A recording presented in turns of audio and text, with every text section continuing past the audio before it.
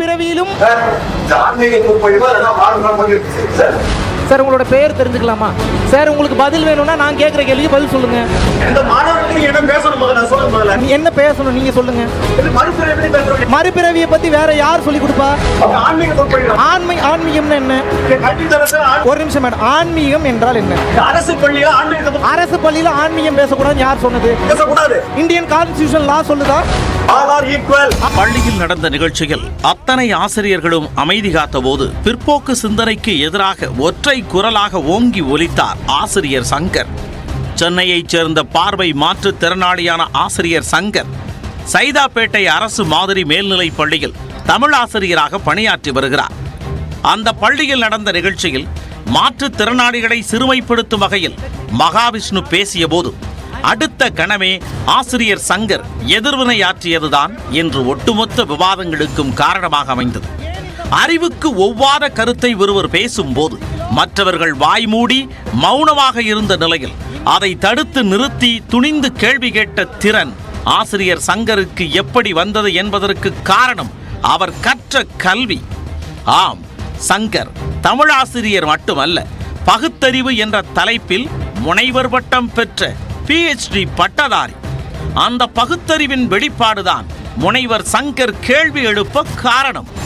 அறிவை விரிவுபடுத்துவதில் நாட்டம் கொண்ட சங்கர் நேர்மறை சிந்தனையாளர் என்றும் களப்போராளி என்றும் கூறுகிறார் அவரது நண்பர் ராஜா. இன்னைக்கு நிறைய தொழில்நுட்பம் வந்துருச்சு. நாங்களாம் படித்த அந்த காலகட்டங்களில் தொழில்நுட்பம் போன்ற வசதிகளும் இல்லை. ஆனாலும் நிறைய வாசிப்போம். ஒவ்வொருத்தரையும் நேராக தேடி தேடி தேடி தேடி பிடிச்சி வாசிக்கிறதுக்கு யாராவது கிடைத்து அவர்களை வைத்து நிறைய வாசித்து அவர் கற்றுக்கொண்டார். படிக்கின்ற காலகட்டத்திலேயே நாங்கள் படித்த கல்லூரியிலேயே தமிழ் மன்றத்தின் செயலாளராக அவர் போட்டியிட்டு நின்று வெற்றி பெற்று தன்னுடைய பணிகளையும் அவர் அப்பயே செஞ்சார்.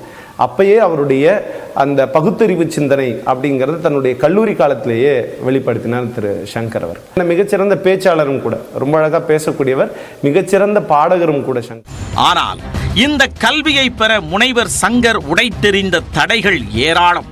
பார்வை மாற்றுத்திறனாளிகளை உள்ளடக்கிய கல்வி தற்போது வழங்கப்படும் நிலையில் அந்த வாய்ப்பு இல்லாத காலகட்டத்தில் பள்ளி கல்வியை மிகுந்த சிரமத்தோடு முடித்தார் முனைவர் சங்கர். 12ஆம் வகுப்பில் அவர் தேர்ச்சி பெற்ற போது பார்வை மாற்றுத்திறனாளிகளில் மாநிலத்திலேயே முதல் இடம் பிடித்தார். அதன் பின்னர் கல்லூரி படிப்பையும் செவ்வனே முடித்த சங்கர் 2009ஆம் ஆண்டு ஆசிரியர் பணியில் இணைந்தார்.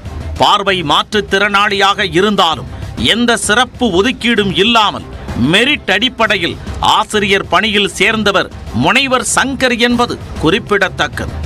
முனைவர் சங்கரின் போராட்டம் இவருக்கானது மட்டுமல்ல, அவரின் ஒட்டுமொத்த குடும்பத்திற்குமானது. வறுமை தாண்டவமாடும் குடும்பத்தில் பிறந்த பார்வை மாற்றுத்திறனாளியான சங்கர் தனியார் அங்காடியில் பணியாற்றும் தனது தந்தையுடன் இணைந்து ஒட்டுமொத்த குடும்பத்தையும் முன்னேற்ற சந்தித்த போராட்டங்கள் சாதாரணமானவை அல்ல.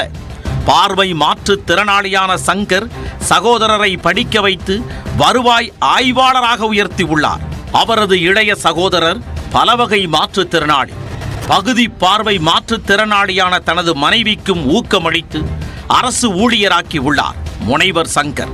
இதனால் குரூப் 4 தேர்வில் வெற்றி பெற்று இடைநிலை உதவியாளராக உள்ளார் சங்கரின் மனைவி பவானி.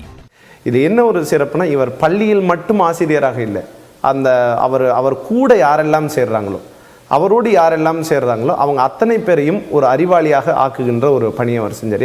இவ்வளவு சாதித்து, இவ்வளவு தடைகளை கடந்து சாதித்து தானும் தன்னுடைய குடும்பத்தையும் உயர்த்தி இருக்கிற ஒருத்தரை பார்த்து இவர் சரியான ஞான குரு இல்லை அப்படிங்கிற வார்த்தையை இந்த மகாவிஷ்ணு போன்ற மகா முட்டாள்கள் பயன்படுத்துவது சரிதானா?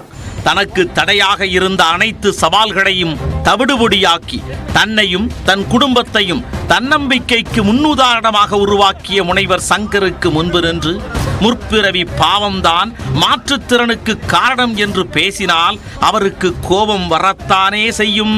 பகுத்தறிவில் PhD முடித்தவர் முன்பு மூட நம்பிக்கையை பரப்பினால் என்னவாகும் என்பதற்கு உதாரணமே முனைவர் சங்கரின் அறச்சீற்றம். நியூஸ் 18 தமிழ்நாடு தொலைக்காட்சி செய்திகளுக்காக ஒளிப்பதிவாளர் சேகருடன் சிறப்பு செய்தியாளர் அபிநயா.